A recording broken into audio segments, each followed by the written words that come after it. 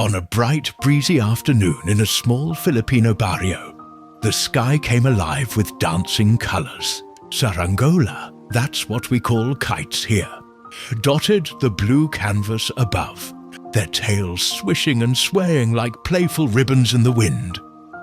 It was one of those perfect days that seemed made for childhood memories.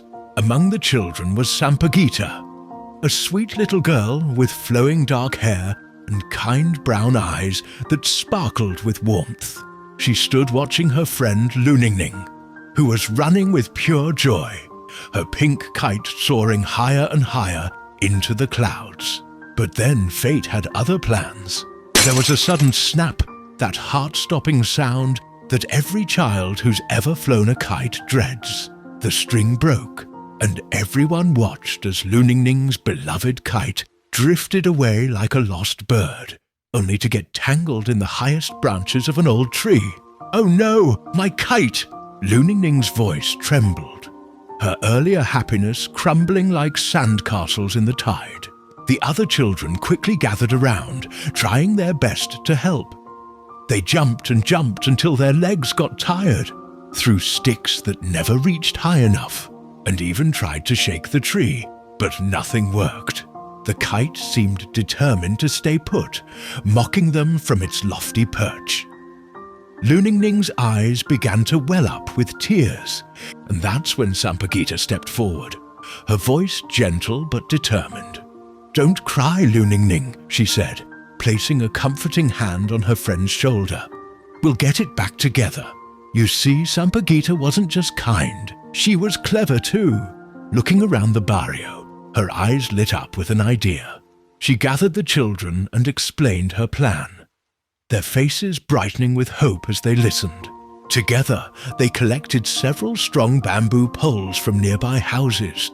With careful hands and determined hearts, they began stacking and tying them together. It was like watching a tiny army at work. Some held the poles steady, others helped with the knots, and everyone contributed what they could. Slowly, carefully, they raised their makeshift rescue tool toward the sky. The poles swayed a little, but the children held firm, their combined strength making the impossible possible. Finally, after what felt like forever, they managed to reach the kite's string. With a gentle tug and some careful maneuvering, the kite was free.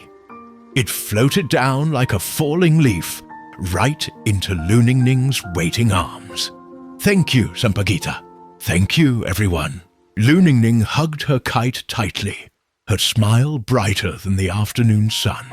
The children erupted in cheers and laughter, their victory sweeter because they'd achieved it together.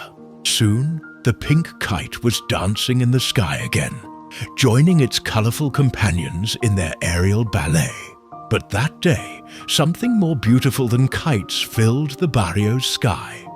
The realization that when hearts work together, no problem is too high to reach. Even now, when the wind blows just right and kites fill the sky, the children remember the day when friendship and teamwork helped them touch the clouds.